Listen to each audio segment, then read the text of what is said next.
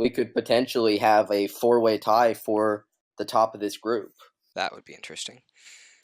All right, so we can see what they end up doing for the first couple of bans here. As you wish. Janna ban. Pretty standard, very, even despite very the common changes. ban.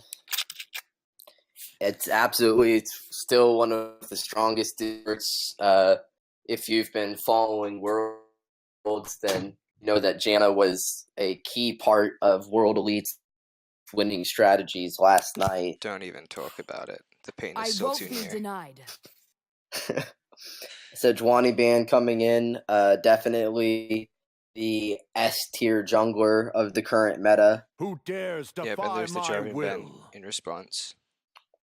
And that will maybe let us see some more interesting jungle pickups, perhaps the Gragas, but with those two top tier junglers being banned out, Blitzcrank an interesting ban. Blitzcrank is going to be a target ban against the support for the side of Ghost Warriors. Skipping.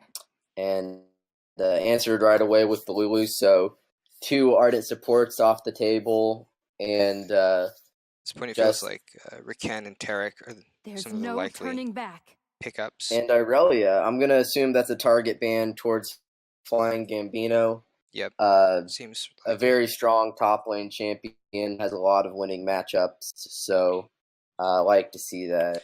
Yeah, and there's the Rakan. And there will be the Rakan. Ghost Warriors going in to make sure that they don't get looked out of having an Ardent pool. Taric is the other one that immediately leaps to mind as another really strong Ardent support, not necessarily one that has the same sort of They will be shielding. picking up the Xayah, though, splitting up that Lover's Lane. An early Kayn pick coming in as well. Looks like we are going to get like I mentioned, those... Yes. Kayn, a very interesting jungle pick. His early game is not the best because you really do have to get to that transformation before you come into the high power play style that Kayn players enjoy. This is going to be trading off for Cho. Being picked up. Very, very strong pick. I think we're likely to see it go to the top lane, but it can jungle as well. Yeah, we'll see if that ends up being flexed in response to whatever Dolo ends up picking for the top lane. Tristana also, another one of those highest priority AD carries in the current meta, with Kog'Maw not necessarily on the table as something they wanted to opt into this early. I like the Tristana pickup since with the Rakan it provides a lane with a lot of sustain and an ability to trade aggressively. Kog'Maw also would have been likely too risky with the Kayn on the map. Alistar being picked up, though, it will be interesting to see if Papa Bless can make the big plays with the Alistar combo going in and getting picks for his team. You have to imagine that doing the engage from Rakan is going to be slightly better, but Alistar definitely one of those aggressive playmaking champions. One thing to be worried about sometimes when you have an Alistar lane is whether or not you're just going to get pushed in early and lose lane agency in CS, but with Xayah and her ability to farm with the Q early, it looks like Dolo Gang's bot lane may be able to stay a bit more even in gold early on, and then be able to leverage the power of the Alistar if the king comes down for a gank, because that's a lot more damage than you might normally have out of a full tank jungler like Sejuani. Nautilus and Fiora, the bans coming out now. Fiora is a matchup that would be pretty safe to take into the Cho'Gath. It's not going to have a lot of pressure onto, so taking that away, not letting that late game split pushing style that the Fiora can bring. Trundle being banned out as well. Yeah, I'm interested that the Dolo Gang opted into banning both the Nautilus and the Trundle, because these are champions that Flying Gambino has played in the past. You took a quick look at what he's done, but given that they already have the Cho'Gath, it might be better to pressure, for example, the mid pool and try to get a favorable first pick here.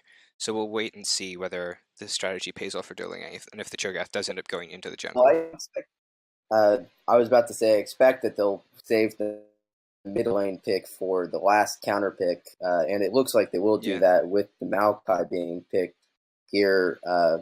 Maokai into Cho'Gath, it's a tank top, not a lot of kill pressure either way.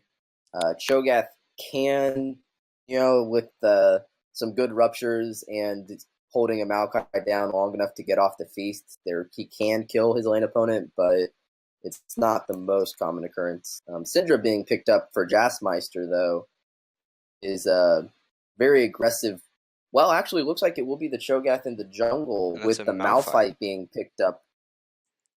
Uh, Very high engaged top laner there with the unstoppable force, letting Malphite just go straight into a fight, looking for those multiple member knockups, trying to lock down usually the AD carry, but Ghost Warriors potentially actually have also going on to this Azir pickup. it's a pretty strong engage from the side of Ghost Warriors if they can combo the Malphite engage with a Rakan Stun Charm and maybe a Rupture on the back end. But what Ghost Warriors are going to have to contend with is the fact that Maokai can disengage very effectively with the ultimate, and between Azir's ability to shuffle people out of the back line and the fact that they have Alistar and Flash Root for engage, they're going to have to be very careful about positioning in team fights. Absolutely. It'll also be interesting to see which form Gensh chooses to go for on this Kayn. With the big frontline tanks of the Malphite and the Cho'Gath, you could potentially go red form, but I think that the blue form Kayn, I think that's called Shadow Assassin, Yeah, Shadow Assassin is the more popular pick because it does do higher damage and it has more threat to those backline carries.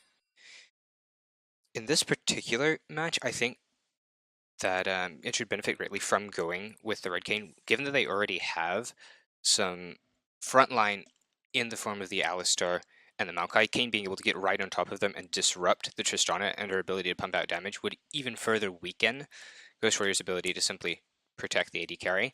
And also, this means that if Syndra or Cho'Gath are trying to burn abilities on the Kayn as he's in the middle of the backline, he can simply ult into one of the tanks and regain a bunch of health to nullify the amount of burst they might be able to throw at him. Right. Red form would be Ras Kayn, I believe. And let me go ahead and just look up the name of some of his abilities so that I know what's going on. Q is Reaping Slash, I believe. Yeah. Ult is Humble Trespass. Right. W, Blade Reach, and the E is Shadow Step. Okay. Cool. Will you be doing the play-by-play for these games, or am I? I'm happy to, since that seemed like what you were planning on. Yeah. I just making sure, because I've had it go both ways. Cool. The Syndra pickup, of course, was blind picked, but before the Azir answered, I think that it's still a favorable lane for Jazzmeister. I think that Azir's power is really more in the mid to late game. It'll be interesting to see if they leave the mid lane mostly alone and they let that favorable lane matchup kind of work itself out and hope that Jazzmeister can build up a lead on his own, or if they do focus the jungle pressure from Dark Reach into that lane. What we are seeing here is Syndra taking Ghost, perhaps trying to escape some of the possible ganks from the Maokai or the Kayn, or to simply to chase down somebody on the backside. One of the crucial features in this mid lane with the recent Azir changes is that he gets a substantial bonus in attack speed from having 3 soldiers active on the field at one time. So because of that, he's going to benefit once he has more cooldown reduction and ability to keep those up with more frequency instead of trying to sort of maximize casting those to clear the wave and get poke off. So Syndra will still probably have at least an even if not a slightly winning matchup at the beginning. Where things get interesting, however, is the fact that Cho'Gath ganking early is very difficult if you have any sort of wards laid down by the opponent, because if they spot you out, you have very little options short of trying to flash in and land the Rupture into the CC chain. Whereas Kayn, because of his ability to come through walls at odd angles and also simply the swiftness of his clear, may be able to try and look for plays a bit earlier. Now, Cho'Gath, of course, not known for being an especially strong ganker, but I think with the gank assistance that he has in his lanes, with the crowd control coming from Rakan and from the Syndra, that it will be possible for him to not have to initiate the gank with his Rupture, but being able to chain it after another ability has locked down a target. Yep, and that's where, of course, the Malphite pick could come in extremely useful, because if he can get onto the back line at any point, that's automatically going to give a huge amount of initiative to Ghost Warriors to follow up on that in the team fight. Absolutely. Alright, looks like we are loading in now.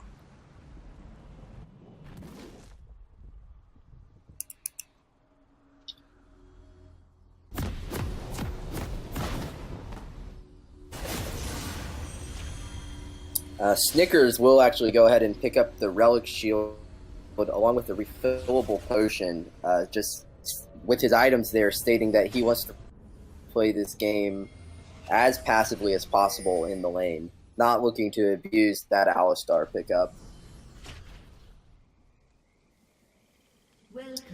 Looks like Flying Gambino actually going for an interesting item with the Corrupting Potion over the more standard Doran's Ring.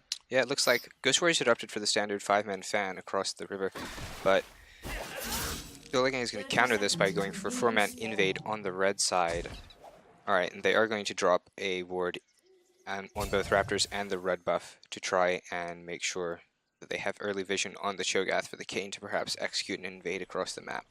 So that's a good aggressive play by them to secure some early vision and knowledge of where Cho'Gath might be going. Absolutely. I think that Gensh will have a lot of ability to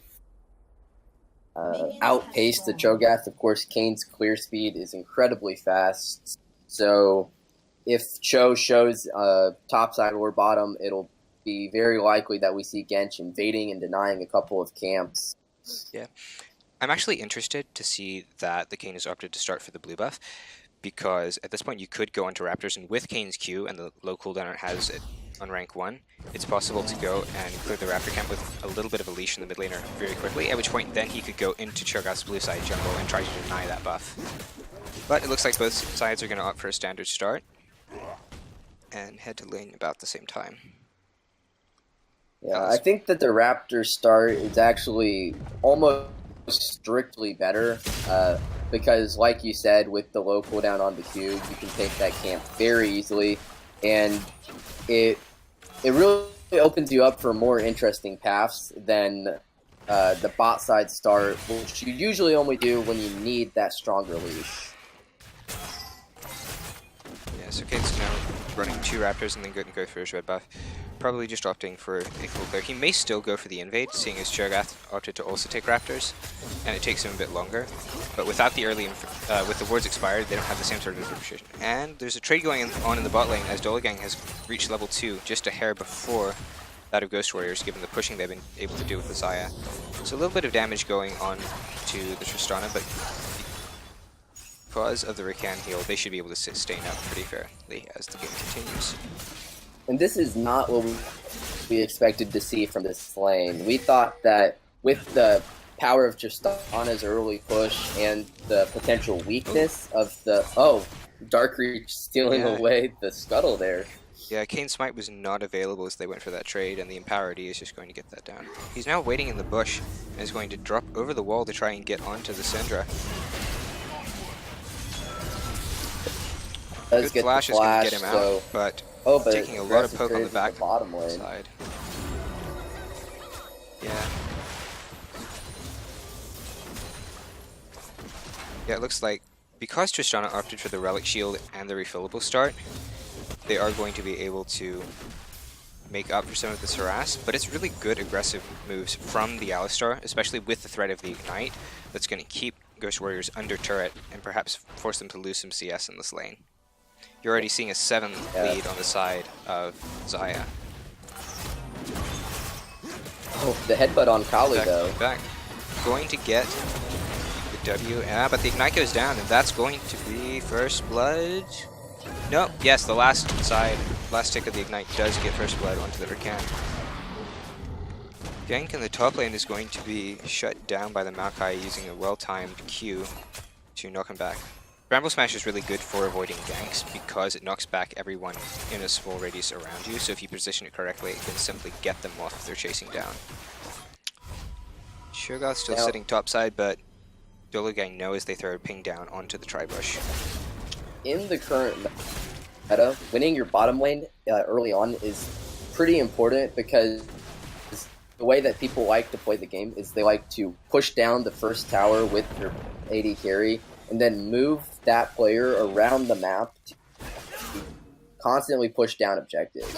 If Trig, of course, Trig did not pick up the kill himself. It did go over onto the Alistar, but with the lead that they're starting to build up in that lane, we'll likely see the bot lane tower go down fairly early, between 8 and 12 minutes, and then that bottom lane duel will be opened up to move around the map.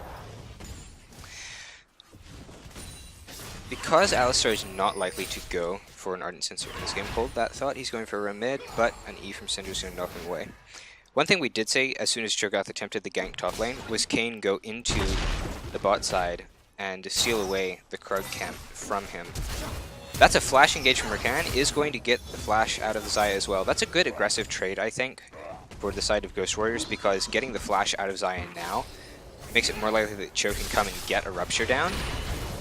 Especially because Rakan has enough mobility by himself that the flash isn't going to be quite as valuable on him. That was an opportunistic play by This Is Kali, just taking advantage of the fact that Papa Bless had roamed to the mid lane. Looks like they are going to get the stun off onto Tristana. Trade aggressively with the Xayah. That's a lot of damage going out in that trade with the clean cuts from the W. Azir and Kayn are both roaming down to the bot lane. Looks like they're going to go all in for this. Kayn steps over. Tristana dead already, and Rakan's going to fall immediately afterwards. So they're probably going to stay and try to shove down this tower as fast as they can with the Azir attack speed. Looks like they will probably be able to get it since they already have a double wave stacked up here. And that's a good proactive play from the side of Dolo Gang to get pressure down onto their winning lane and secure first turret. It's actually a pretty early first blood, or first brick rather, being able to pick this up about 7 minutes. And although both of the bottom lane kills so far have gone over onto the Alistar, that opens up Trig to not only pull ahead of his laner in items due to the massive CS lead for this stage in the game, but also, like I've mentioned previously, that mobility around the map. It's going to be able to transition that into a Mountain Drake as well, which will help them if they do choose to swap their bot lane to the top side. At this point, I would like to see a proactive lane swap from the side of Dolo Gang, since they already have pressure on that, and the Maokai has been shoved in fairly consistently by the Malphite. So at that point, if they put him in the bot lane and get that set up early on. And Cho'Gath is going to sneak in and ult onto the blue buff and nom that away from Kayn. As he starts stacking, he's going to gain health and be of a bit more utility in these fights, but the question is whether or not he's going to be able to get his tank steps at quickly enough to match the sword damage. And that's the Alistar coming up, and it looks like Malphite is in a world of hurt right here. Is going to be shut down by the Alistar with his 3rd kill of the game. The bloodthirsty support. You can see he picked up early boots of mobility, getting those even before his Sightstone, which he has completed now.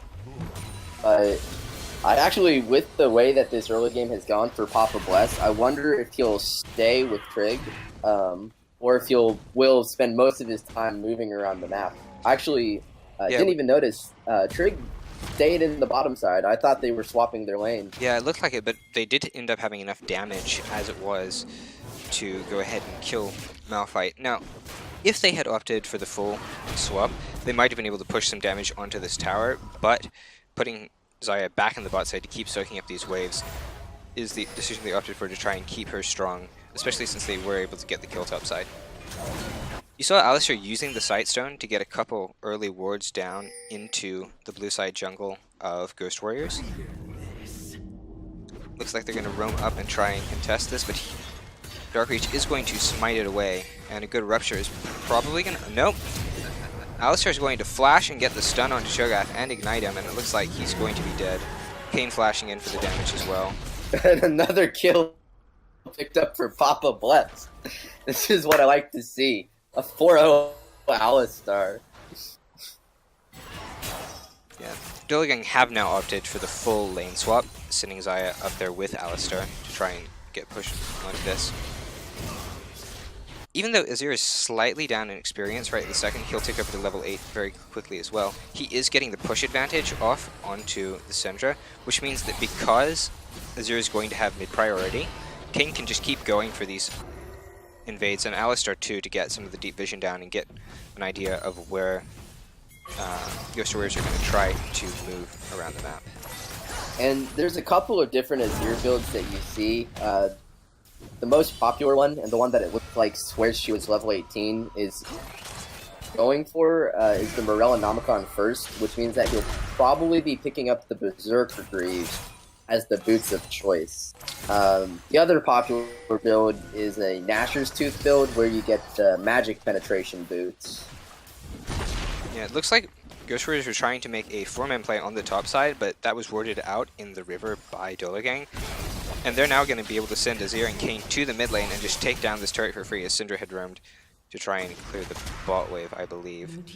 So good map rotations again from the side of Dolo Gang, as Azir's going to toss down his turret in the mid lane.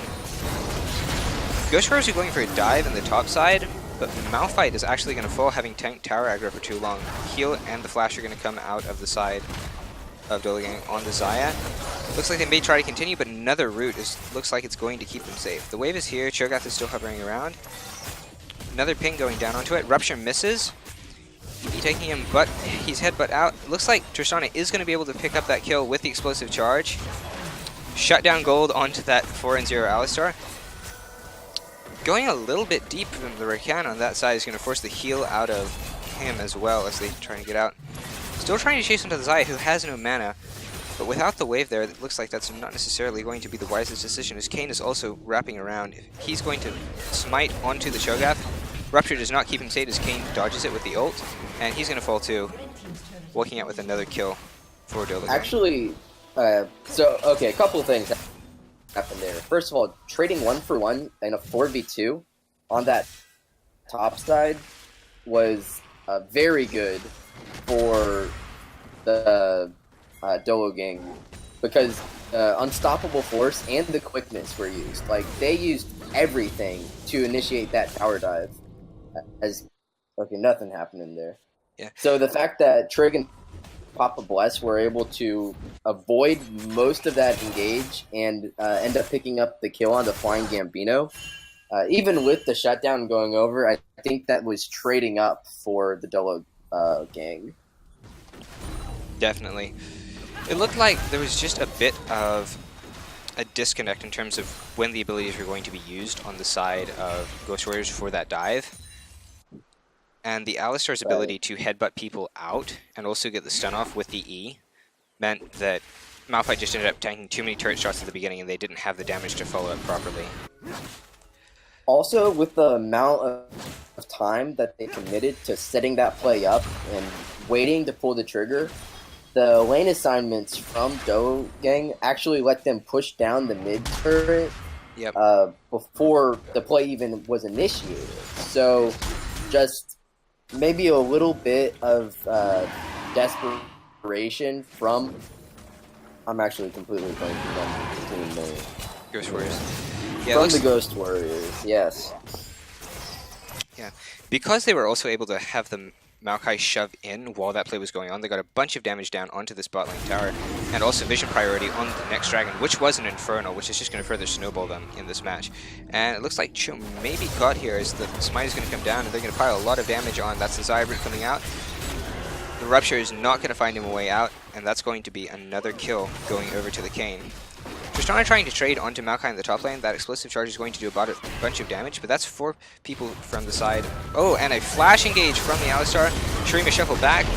And good juggling of the tower aggro here, as it looks like with the Alistar ult on, Malphite 2 is going to go down. That's a huge amount of damage coming out of the Xayah and the Azir in these fights. And it looks like they're going to be able to get another turret in the mid lane for their troubles. And the pace of the game at this point is just a little bit too much for the composition the Ghost Warriors have chosen to draft to overcome. Because you need to hit a absolutely picture-perfect dream engage. And you have the options to do that. You have the quickness and you have the Malphite ultimate, Unstoppable Force. You can get in, you can block down multiple members, but when you're 6,000 gold behind, you have to make that play so quickly. You can't have hardly any time to set up, because if you do, they're going to see it coming and they're going to be able to turn it around on. Yeah, and with regards to seeing stuff coming, that's the other difficult thing about being down when you have a comp like this. As Dolo can go for, Ghost Warriors go for another engage on the top side, Alistair's going to come and actually toss his Knight's Vow down onto Maokai in this fight just to help dissuade a little bit of the damage, and it looks like they're going to be able to walk away just fine. But getting back to the idea of trying to set up for these plays in perfect combos, Dolo has done an extremely good job trying to keep Ghost Warriors from having any sort of vision control on the map. If you look at the bot side right now, they lit that up before they went for the dragon play while they had bot and mid priority. And so you see 2 control wards in the river there and a couple 3 deep wards in the jungle, which just means that if Ghost Warriors try to shove into that side, they're going to get totally shut down and caught out. Vision ward coming down here, as it looks like Ghost Warriors are going to try to maybe get a little bit of vision control back of their own jungle to prevent Dolo from being able to get onto the Baron totally without information. But you just don't see very many blue wards on this map right this second. Teleport going top lane for Flying Gambino to try and contest this push. Now, as you fall behind in a game and you begin losing your outer turrets, the line of scrimmage that you have to play around gets pushed back. Sure got his mid lane. And without taking turrets of misses their own, the rupture. Damage going to go down onto the Azir. Teleport is coming in along with the Azir wall. It's going to go down. Oh, and aggressive flashes out of both members of Ghost Warriors, but that's a really good pick onto the mid laner, who was a bit overextended there given the Cho'Gath hovering topside. They probably saw him get in there too with the number of wards they had down in the river, so I'm surprised that Azir didn't back off before that play went through. I think it's about pressure. He was willing to trade his life there because it drew enough members, and he actually took long enough to go down that they pick up this last outer turret with relative ease, and he actually traded up in summoner spells. Yeah, 2 flashes on the backside of that, and it looks like Dolo are going to collapse to try and take out this Herald and maybe use that to siege either top or bot lane. Pings come down, Ghost Warriors know it's happening, but can't really do anything to prevent it. So you're going to opt to put it onto the Maokai, perhaps for help in the split push situation. Cho'Gath still stacking up, has 4 feast stacks. What form did Gench actually choose to go for here? It looks like he's Shadow Assassin, I believe. Yeah. Is he? I think you're right. Or is he gone? Oh no, he's just transforming now. Oh, he's actually just now transforming, yeah. So, alright. And he did go for the Rask. Yeah, that's the Rask form it looks like. The skin always confuses me because I look at the base texture and I think he's already done the transformation. It's actually a rather late transformation, 18 minutes in. Yeah. Kind of surprising with all the early game activity that was happening that it took so long to get to that point. If you look at the CS totals really quickly, despite the fact that there are a lot more deaths obviously on the side of Ghost Warriors, they managed to stay even in pretty much every lane in terms of CS, with the one notable discrepancy being in the bot lane where the Tristana is still down against Xayah. But part of that has to come from the fact that Malphite's been staying in the top lane to try and catch some of that, whereas the Tristana has been sent around to try and match the Xayah on various occasions, which means they're getting poked out and missing a bit of CS. Cho'Gath's trying to defend a very low tower and just going to get collapsed on and blown up here. Flash coming out of Malphite to escape the Featherstorm from Xayah. Rican getting out by the skin of his teeth in the top lane as Maokai tries to twist his bounce onto him. And at this point, I think the Ghost Warriors, they don't necessarily have to farm it out because I'm not sure they actually have the advantage in late game scaling. Unstoppable Force used to get out there. It's a feels bad moment for Flying Gambino, as that is one of their primary engage tools. Yeah, Herald can be used top lane to try and create a little bit of pressure. And it is going to succeed in pulling multiple members of Ghost Warriors out there to stop that push, which is going to leave the Ocean Drake free for the taking for Dolo Gang. Baron's still not up. Reminder that we're not quite 20 minutes in. It'll be spawning in a few minutes. But we're looking at a 7,000 gold lead across the map. And Zaya's opted into the Hurricane build, it looks like, for damage on people who are grouped up. It's interesting since they have been going for a bit more of a skirmish style so far. Cho'Gath going for the blue buff. Looks like he's going to get caught out again on the backside here. That's going to be given over to the Azir. And Ping's going down onto the Baron. I think actually that with the lead that they've built up, they could actually just, if the fight is initiated by Team Ghost Warriors, then honestly I don't know if they have the items to win a fight. Yeah. Well, Maokai getting off the Twisted Advance onto the Rakan, who's going to be able to get out of the way. But that's an extremely fast Baron from the side of Dolo Gang, considering that it was just 20 minutes in when they started it up. Well, with the Azir and the more attack speed focused build from Trig here, they honestly just melt objectives. Yep. Plus they picked up an Infernal and a Mountain, so that just, you know, even farther emphasizes their ability to take a neutral objective like the Baron.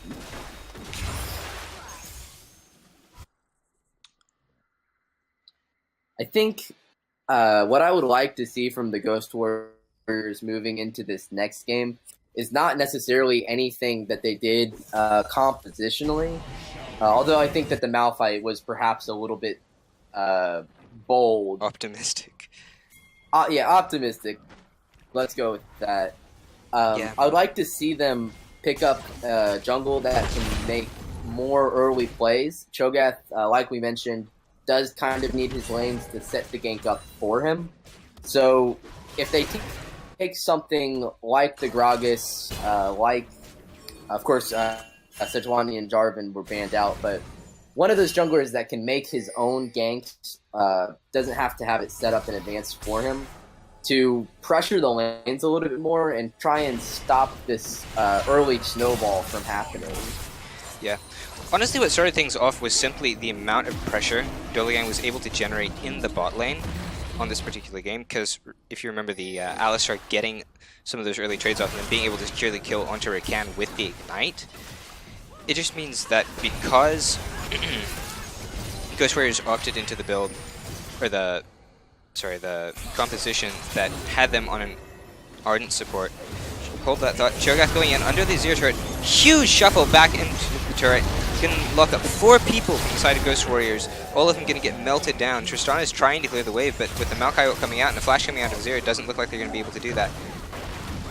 Going to go for the rocket jump. Oh, and a flash QW from Kayn, going to be able to lock down that last kill. And with the Baron Well, that was and a a wave here, fight. it looks like Dolo Gang maybe just going for the end of the game. With the amount of damage they have, it would happen soon. First Nexus turret goes down, second following soon, and it looks like with only Rakan coming back up and the others down for another 5 seconds, so that's going to be a very quick 23-minute victory in Game 1 for Dolo Gang. And they just played it about as well as you can. They had the very mobile Alistar affecting all 3 lanes at various points in the early game. They had Kayn just constantly invading Dark Reach, setting him back in terms of experience and pressure.